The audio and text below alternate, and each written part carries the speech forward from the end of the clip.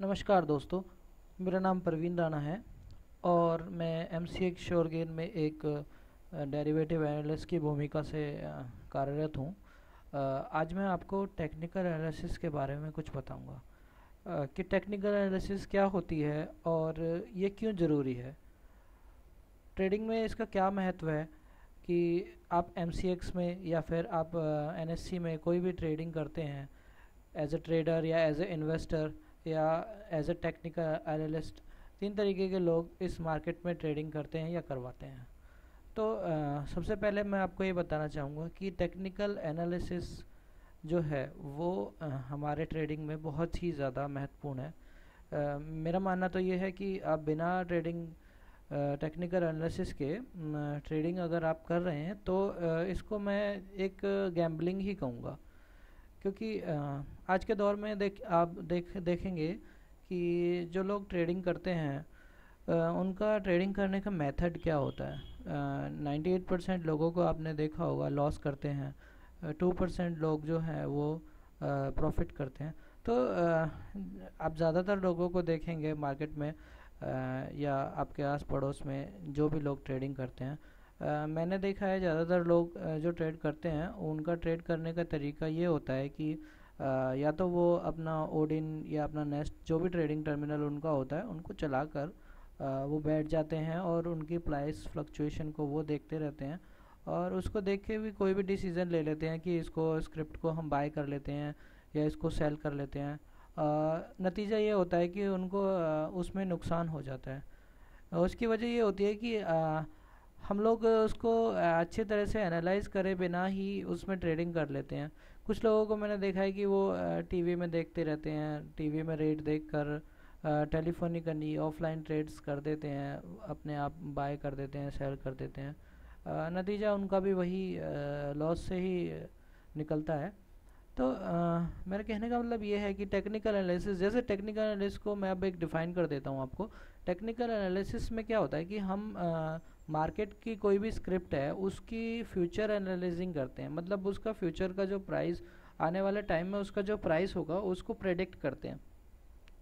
और उसको प्रेडिक्ट कैसे करते हैं, उसकी जो प्रीवियस प्राइस एक्शन होता है उसके उसका जो प्रीवियस वॉल्यूम होता है उसमें अंदर या फिर ओपन इंटरेस्ट उसका जो होता है, उन सब चीज़ों को हम देखते हैं।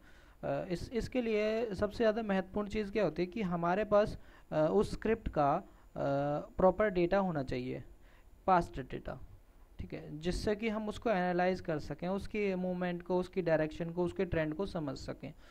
और उसको समझने के बाद आप जो निष्कर्ष निकालेंगे वो आपके लिए प्रॉफिटेबल रहेगा। क्योंकि टेक्निकल एनालिसिस जब आदमी करता है तो उसमें क्या होता है, बहुत सारी चीज़ें आदमी देखता है कि उसका अच्छा, एक चीज़ और मैं आपको बताना चाहूँगा कि टेक्निकल एनालिसिस और फंडामेंटल एनालिसिस दो चीज़ें होती हैं। दो तरीके के लोग एनालिसिस करते हैं। जो फंडामेंटल एनालिसिस होती है उसमें क्या होता है कि कंपनी की फाइनेंशियल स्टेटमेंट देखी जाती है, कंपनी क्या कर रही है क्या नहीं कर रही है, आगे आने वाले प्रोजेक्ट क्या हैं, बोर्ड्स की मीटिंग्स वगैरह वगैरह।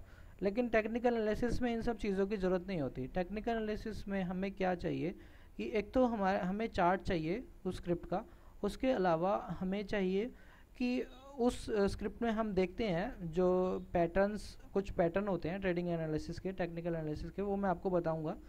वो मैं आपको अगले चैप्टर में बताऊंगा। लेकिन अभी मैं आपको बेसिक नॉलेज दे रहा हूँ कि टेक्निकल एनालिसिस में कुछ पैटर्न्स वगैरह बनते हैं। पैटर्न्स हो गए जैसे उनके कुछ नाम होते हैं, जैसे double top, double bottom, head and shoulder, cup and handle, flag होता है, ट्रायंगल होता है। इस तरीके के काफ़ी सारे पैटर्न्स होते हैं जिनको मार्केट फॉलो करती है।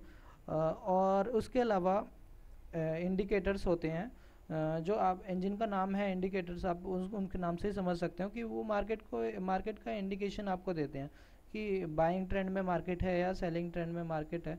तो वो भी हमारे एक फ्रेंड होते हैं। ठीक है।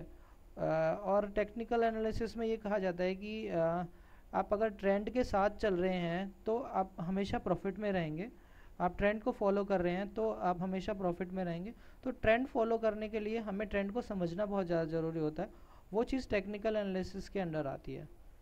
तो आपको मैंने बताया टेक्निकल एनालिसिस जो होती है वो स्क्रिप्ट को एनालाइज करने का, उसकी फ्यूचर मूवमेंट को एनालाइज करने का एक तरीका है, जिसमें हम उसके पास्ट मूवमेंट को देखते हुए, उसकी पास्ट चार्टिंग को रीड करते हुए और उसमें आने वाले जो पैटर्न हैं उनको देखते हुए उनमें कुछ इंडिकेटर्स का इस्तेमाल करते हुए उसका फ्यूचर प्रेडिक्ट करते हैं, उसको हम टेक्निकल एनालिसिस कहते हैं।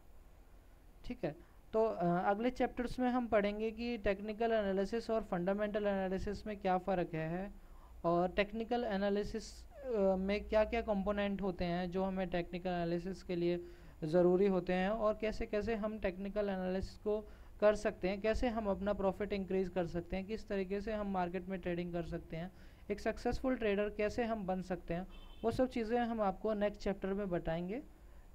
अभी के लिए मैं आपको शुक्रिया कहता हूँ, आपने मेरा ये वीडियो देखा, और अगर आप मेरी बात से सहमत हैं तो आप मेरे को नीचे दिए हुए कमेंट बॉक्स में कमेंट कर सकते हैं या फिर अपनी राय दे सकते हैं। अभी के लिए धन्यवाद।